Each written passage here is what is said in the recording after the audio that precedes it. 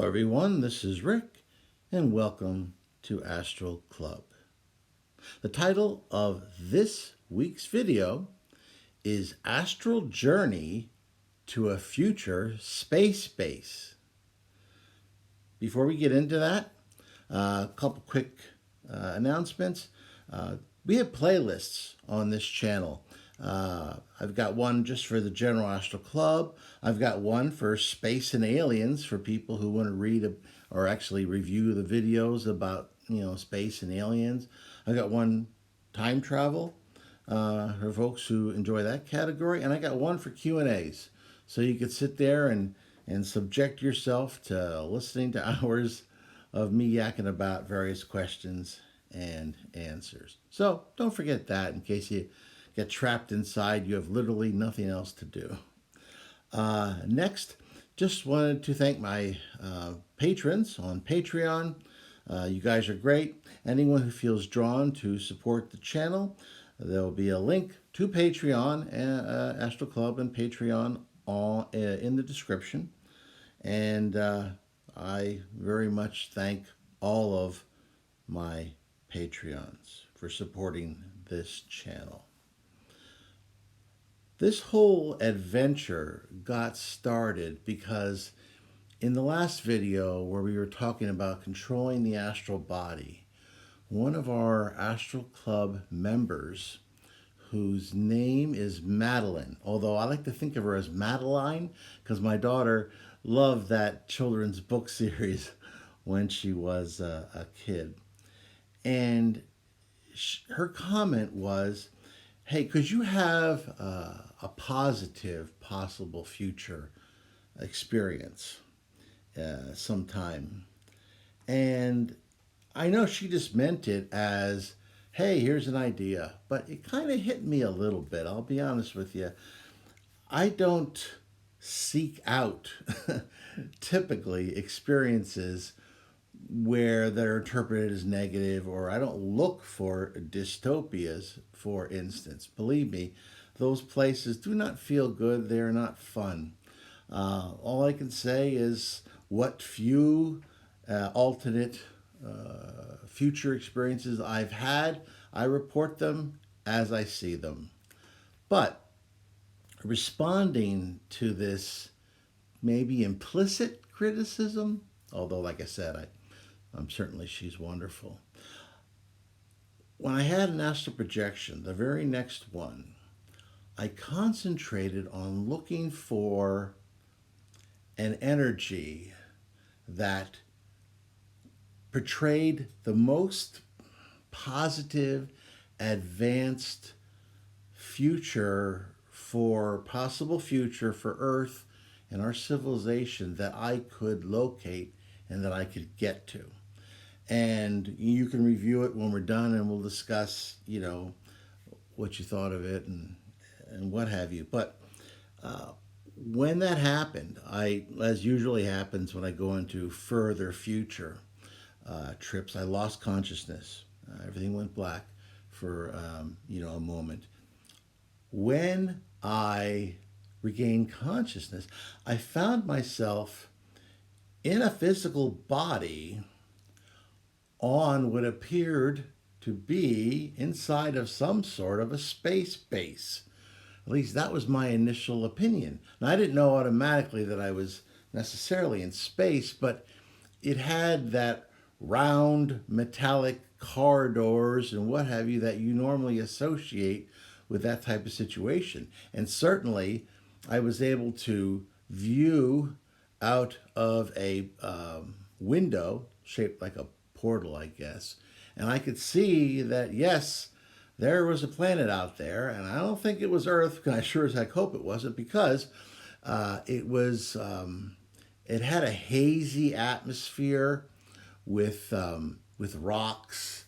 And I didn't see anything living out there. There seemed to be a little bit of a lake. I don't know if that was water or something else. But I said to myself, I just happened to know. And I'll tell you in a second why I think I knew. Because I discovered that I was in a body that, even though it looked different, it felt familiar. And for once, I was able to communicate in a very basic way with the soul that was currently in that body. And that soul is a possible future Rick. I can't say we had a full conversation. There was just some basic thought exchanges, and I knew that he was some sort of a psychologist that worked for this company. Also, he had a little bit of a religious connotation to him, too. And he was going there for some reason which I couldn't exactly discern. And he had just arrived when I just kind of hopped in. Now, as always happens, even in situations where I'm essentially just borrowing my own future body, I started to sense that irritating buzzing, kind of like a little bit of pain, and then also, imagine you put your finger in a light socket and imagine you didn't get it all at once. Imagine that voltage and that feeling just started to build slowly. So it started off in how I would consider explaining it as uncomfortable, and just I knew would build from there. So as I was looking around at this technological marvel, trying to find out more about what's going on, understanding that I'm not getting everything I want from that Rick's mind because our communication is almost on a unconscious level. I'm grabbing some surface thoughts, but I wish I had a whole idea of his life, but that's not what I got. So I'm looking out this portal. And by the way, I noticed right away when I walked from where I was to this portal that there was a little bit of a spring in my step, which told me that where we were had a gravity that was similar to Earth, but perhaps a little less. I'm sure I could have, if I had wanted to, hop a little bit further or jump a little bit higher than I can manage here on Earth presently. And so that's one thing I was able to observe. But as I said, obviously, the outside didn't look too appetizing. Obviously, I didn't know exactly what was going on out there, but from what it looked like, it didn't look like something that I'd want to be outside in. So I was glad that I was there. As I was staring out at this wonder, though, this new planet, I felt a little light touch on the top of my left hand. And when I looked down, there was this little child who was trying to peel off a little bit of clear plastic, maybe about the size of a quarter, on my top of my left hand. And reflexively, I just reached out and grabbed her, and she struggled and tried to get away. Uh, and I tried to read her mind, and I was able to pick up some thoughts because she was leaking out a number of thoughts because of her fear. Fear can block reading, but sometimes it can also allow it to be released because you've lost control. And I knew she was trying to steal something of value from me. I didn't know exactly what that piece of plastic was, but it obviously had some sort of value. As I scanned her, as she was struggling a little bit deeper, I had another shock. This soul is a possible future version of my present daughter, Rose. And that was yet another shock that I tried to process. So I told her, I said, calm down. And I tried to project calming thoughts too. I said, don't worry, I'm not going to turn you in or get you in trouble. I mean, I didn't really know what was going on exactly, but usually when you say stuff like that, people start to calm down a little bit. Um, and I, tried to find out what was going on with her. I don't want to get into the whole conversation because a lot of it isn't germane. But what is germane, and what we eventually got to, was that she was what was called a base rat. She had come at the age of somewhere around 10, I believe, and I'll explain to you why that's a little difficult in a minute. She had come to this base, which was not in the Sol system, by the way. This is another star system. She had come to this space with her father, and she didn't know exactly why they went there. She was just a kid. She didn't, know. All she knew was that it was an adventure, and she was excited about it.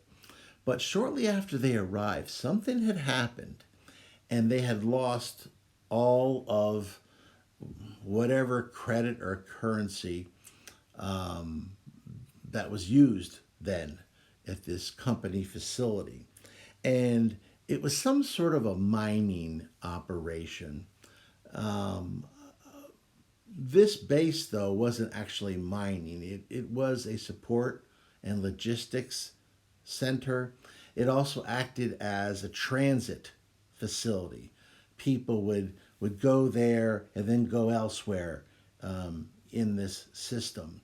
So there was a lot of people coming and going. Anyway, something had happened and they became destitute.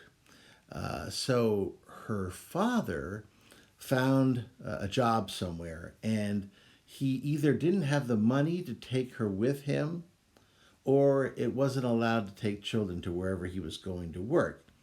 I'm thinking that perhaps it has something to do with mining, but I really don't know more than that. And so he had to leave her there. He didn't want to, but he had to because they had nothing. Now, he did leave some money in an account for her, and he said that as soon as he got paid, he'd start sending money back to the base, and then as soon as he could make the proper arrangements, he would send for her. Well, a year had gone by, and that money was now long gone, and she had not heard from her father. So she was making a living stealing. And apparently, what you did was if you lift that little molecularly bonded piece of plastic off of someone's hand, and if you do it right and they're busy, their mind is elsewhere, like perhaps mine would have been, if you do it right, you then take that, and she would take it to someone else who she wouldn't name, but it was an adult of some sort, who would then break whatever code or security measures were involved with it. And then she would get a small percentage of whatever credit was on this particular little piece of plastic. And she showed me when I gained her trust a little bit more, she showed me that all you had to do is there was a lot of different places where you could get food. I would say vending machines, but they were a lot more high tech than what you would typically find today. But all you had to do was just scan this chit, and it automatically deducted it and dispensed a variety of foods. And they all came in like these little packages. And if it was hot food, when it was dispensed, it was already, as soon as you opened the package, it was steaming hot. If it was frozen, you opened the package, it was frozen. I didn't understand technology, and neither did she. She just knew that's the way it was. Now, keep in mind that I knew I couldn't stay there much longer because that feeling of being rejected was increasing. The pain and discomfort was increasing. So I figured I need to get as much information as possible as quickly as I could so that I could maybe share this experience and hopefully enlighten us to a possible future to the best of my ability in this short period of time I knew I would have inside a physical body that just so happened to be mine in the future. So I asked her, well, I'm sure you guys probably would want to know right away. I said, quick, what year is this? Of course, she looked at me a little weird, but she said, 84 Zeta. I said, what? She said, 8-4 Zeta. She had a little bit of a sarcastic attitude, which is completely different from my current daughter, Rose. of course. Um, but then I thought about it for a second. Um, I said, wait a minute, if we're in a different solar system, why would they use Earth's measurement of years? I mean, think about it. Our whole calendar is based on the solar cycle of, of our sun. I mean, we've got 365.25 days in a year, but in a different solar system, they would have a completely different year. So I guess it would make sense that you would start counting time at some point, maybe from the foundation of the base, or maybe the foundation of finding this new solar system. I don't really know for sure, but at any rate, it was 84 Zeta. And so I said, well, no, no, no. What's the year on Earth? And she said, don't know, never been. Now, which was disappointing. But, you know, let's face it, she was 10 or 11 years old. I don't think she obviously had never been on Earth, so it probably was something that really didn't concern this kid. What I'm going to do now is give you a sample of the language. Now, it was definitely English, but there was a lot of I don't know if it's slang, but keep in mind that there's dialects out there even in our present world. I imagine there's 80-year-olds who would understand what the heck a 20-year-old was talking about. There's various peoples in our countries who form little subcultures who might speak in a different environment like they're taught in school, but in other environments they have a little secret, you know, language or dialect that they speak when they're, you know, comfortably among people who they see as, you know, fellow members of this little clique. Uh, but I think it'll be interesting for me just to share a bit of what this sounded like, and it was difficult for me to even understand. And At any rate, so I looked down at my midsection, and hanging off of my midsection down to the top of my thigh was a silver tube with a little piece of plastic next to it. And I said, hey, what's this silver tube? And she said, your merge ox. Keep it close if you like breathing. I said, merge ox? What's that? She said, emergency oxygen, with a lot of emphasis on sarcasm.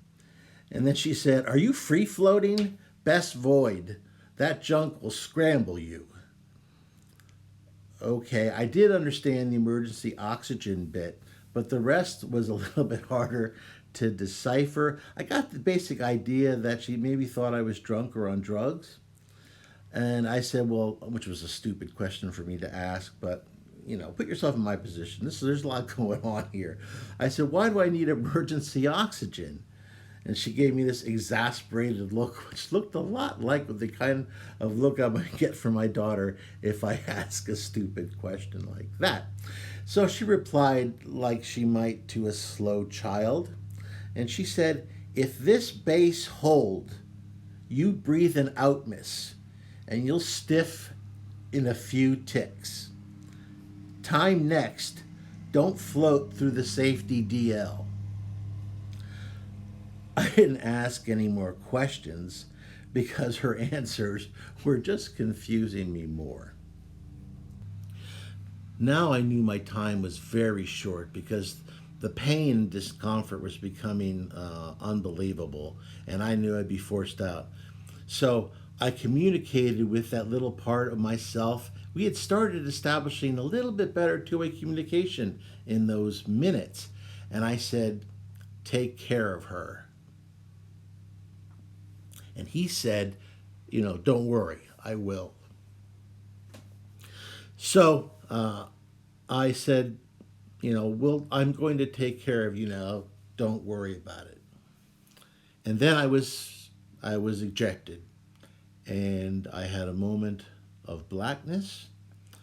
And the very next thing was I was back in my body, and I was waking up. So Now, I guess you could look at that experience a couple different ways. I mean, I see it as positive mostly because there's a future here where our race has gone to the stars and we've established a base on another planet outside of our solar system. So that to me is positive. Is everything positive about that future? No, but we're humans, and I hate to say it, but I think as long as we're humans, we can do better and better the more we try, but we're still going to have imperfections. There's still going to be situations like this poor child who found herself abandoned without, resources on this base on some extrasolar planet somewhere. All I can do is just, I know that my future self will do his best for her. Well, that was this experience, and I'm going to put this in the Space and Aliens playlist, as well as the General Astral Club playlist. If you liked this video, please hit that like button, share it with those of like minds, subscribe if you haven't already. If you have, hit that bell, and please give me your questions and comments. I love that stuff. And as always, I'm Rick, and I'll see you on the astral plane.